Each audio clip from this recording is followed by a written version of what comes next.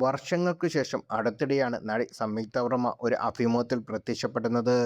ധന്യ വർമ്മയ്ക്ക് താരം നൽകിയ അഭിമുഖം ഇതിനോടകം മില്യൺ അടിച്ചു കഴിഞ്ഞിരുന്നു.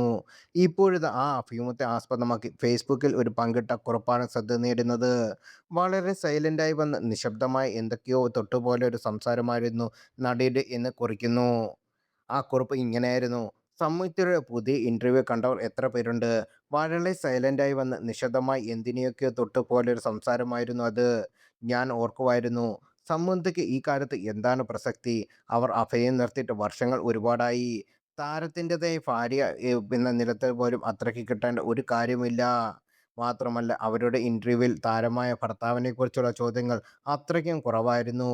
എന്നിട്ടും അപൂർവമായി മാത്രം സംഭവിക്കുന്ന സംയുക്തയുടെ സംസാരങ്ങൾക്ക് ഒരുപാട് കേൾവിക്കാരുള്ളത്, പ്രത്യേകിച്ച് സ്ത്രീകൾ. പുതിയ ഇന്റർവ്യൂ ഞാൻ കണ്ടു തീർത്തപ്പോൾ ഇഷ്ടമുള്ള ഒരു കാരണം ഭക്ഷണം കഴിക്കുന്ന ആസ്വാദനമായ ഉള്ളിൽ ഓരോ തരിയിലും സ്വാദോടെ നുണഞ്ഞിറക്കുന്ന അനുഭവം. അവരുടെ സംസാരത്തിൽ അത്രയും നിറഞ്ഞു നിൽക്കുന്ന വികാരം ശാന്തമാണ്. ഒരു പതിഞ്ഞ താളത്തിൽ പോകുന്ന ജീവിതത്തിന്റെ പ്രതിഫലനമാണ് അവരുടെ വാക്കുകളിൽ നമുക്ക് ഉള്ളിലും നൽകുന്ന ഒരു ഫീൽ. ഒരു ആർട്ടിസ്റ്റ് എന്ന നിലയ്ക്ക് ജോലി ചെയ്ത് കഴിഞ്ഞ് വരുമ്പോൾ വിജുവേട്ടന് സംഭവിക്കുന്ന ഒരു ഇമോഷണൽ ഡൈനിങ് ഉണ്ട്. അത് മനസ്സിലാക്കി അദ്ദേഹത്തെ ആവശ്യമുള്ള സമയത്തും അത്രയും ഒറ്റയ്ക്ക് വിടുക എന്നതായിരുന്നു ഞങ്ങളുടെ ദാമ്പത്യത്തിന്റെ വിജയമെന്ന് പറയുന്ന പക്വത ആ ശാന്തതയിൽ നിന്നാണ് ഉടലെടുത്തത്. പ്രായം കടന്നു പോകുന്നു, അത് ശരീരത്തെ ബാധിക്കുന്നു, ശാസ്ത്രീയമായി മനസ്സിലാക്കി. അതിനോടൊപ്പം ഏറ്റവും ഭംഗിയോടെ സഞ്ചരിക്കുന്ന സ്ത്രീകൾക്കുണ്ടാകുന്ന ഒരു സെക്യൂരിറ്റി തന്നെ ഒന്നും ഇപ്പോൾ ബാധിക്കാറില്ല. നഷ്ടങ്ങളും ലാഭങ്ങളുമില്ല. എൻ്റെ ലോകം എൻ്റെ തലയ്ക്ക് അകത്താണെന്ന് അവകാശപ്പെടുന്ന സ്ത്രീകൾക്കുണ്ടാകുന്ന ഒരു മനഃശാന്തി.